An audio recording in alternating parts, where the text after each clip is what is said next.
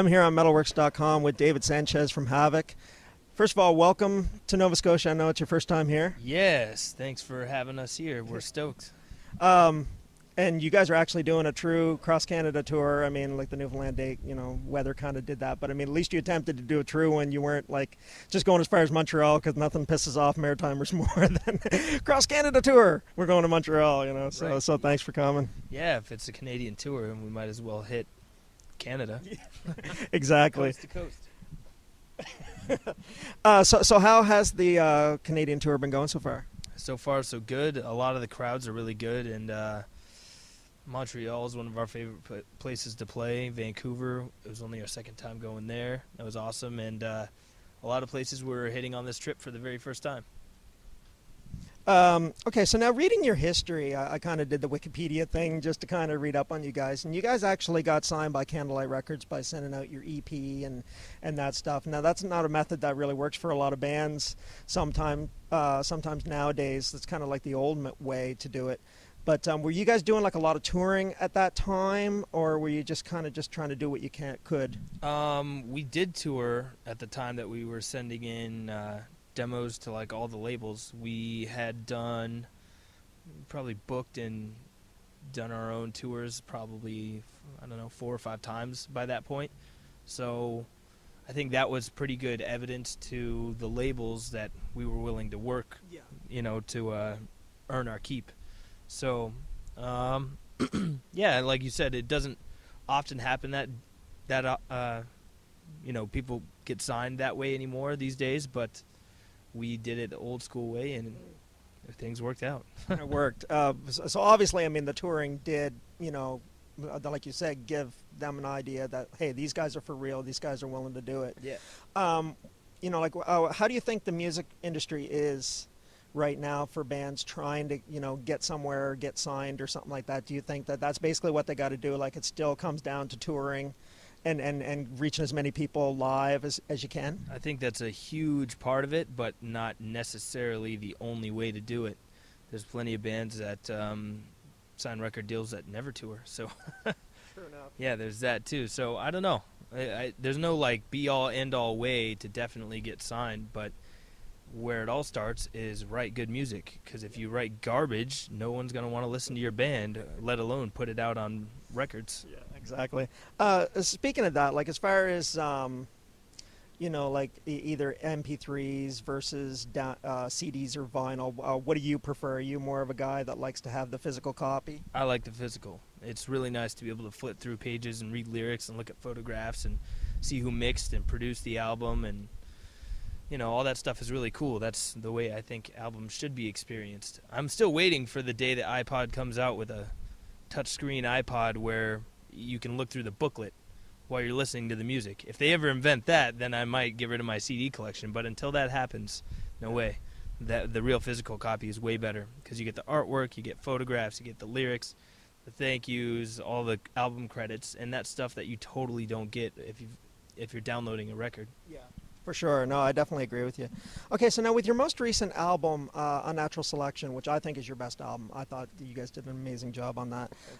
Was there anything different in particular that you guys wanted to do with that record going into it in the writing or the recording? Yeah, we wanted to, we intentionally put some more mid-tempo songs on there because Time Is Up and Burn, for the most part, are really fast. And we had already proven that we can play fast.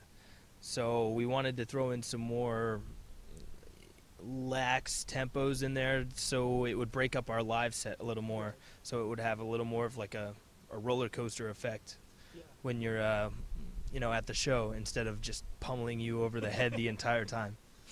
Yeah, so at least there's some headbanging stuff in there. Yeah, exactly.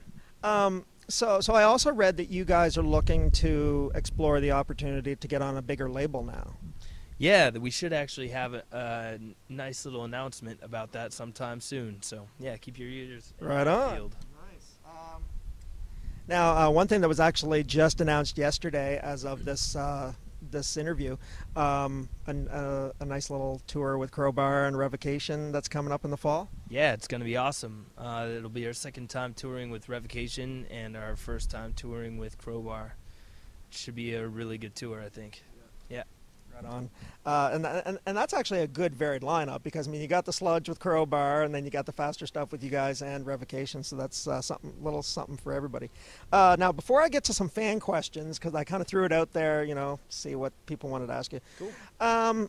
What would you say would be like a career highlight for you guys so far?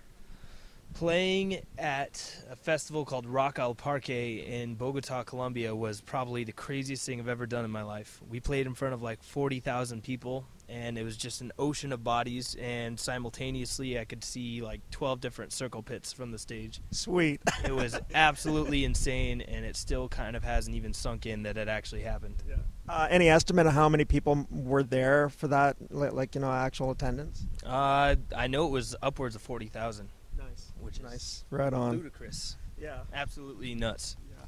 Right on. Okay, so now some fan questions. Some of these are rather silly. I'll just warn you. I like that. But some of them are quite you know, serious.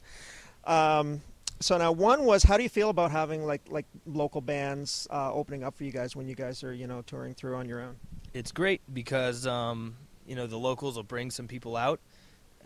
It's a good opportunity for them to get seen by people that they normally wouldn't, and that's like exactly how every band comes up, as being the local band opening for, you know, touring acts coming through. So I can totally relate to that, and I think it's awesome. Right. And I love giving the opportunity to bands to show what they've got, because at some point some of the locals aren't local bands anymore, and they move on to bigger and better things. So yeah, and it also gives you guys the opportunity to check out bands that you would never have heard of or heard before. Yeah, that too. Yeah, I've seen some really rad local bands actually on this trip. Nice. Now, one gentleman that actually would have went to your Newfoundland show, but he asked, is there going to be any San Francisco influenced thrash in the future? I guess he's asking more of like, you know, kind of a Big Four / Exodus type kind of. Well, that influence is always in our music. I think that's like definitely a big part of the core of our sound, because that shit was all real heavy riffs and tight and aggressive, and that's, in a nutshell, that's what we do. Yeah, exactly. So to answer the question, yes, we will definitely have some Bay Area sounding stuff on there. Well, I remember, I mean, it's kind of funny how times change, but you know, when I was a little kid, you know, Master of Puppets was the newest Metallica album at the time. I mean, that was as badass as you got, was Metallica, Megadeth, and Slayer, and sure. You know, and so now I think they get unfairly shit on, but you know, that's the way things happen.